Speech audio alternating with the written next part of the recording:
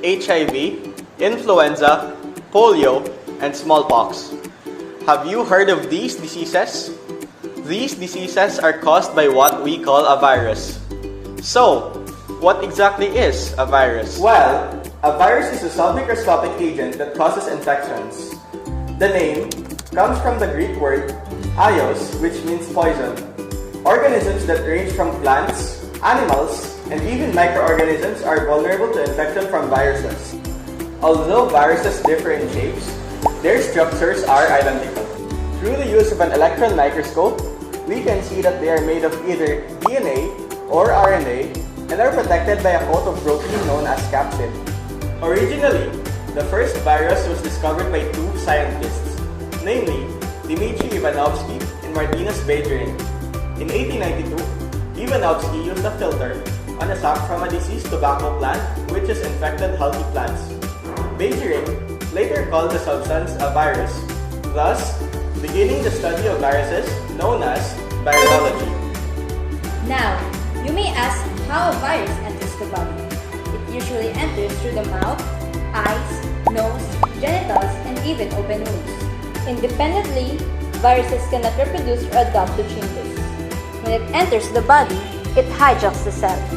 The virus then uses the cell to create new copies of itself. Once this is done, viral particles are then released from the cell and sometimes destroying the cell in the process. Once a virus enters the body, it can go undetected very easily. And when you show noticeable symptoms of a viral infection, there would have already been a significant growth of the virus. Although antiviral drugs may help, they are very difficult to develop.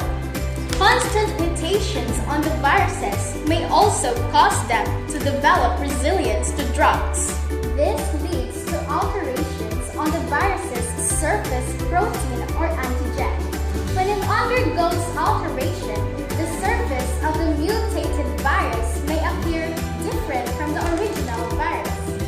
Due to this, vaccines can be rendered ineffective by the newer strains of viruses.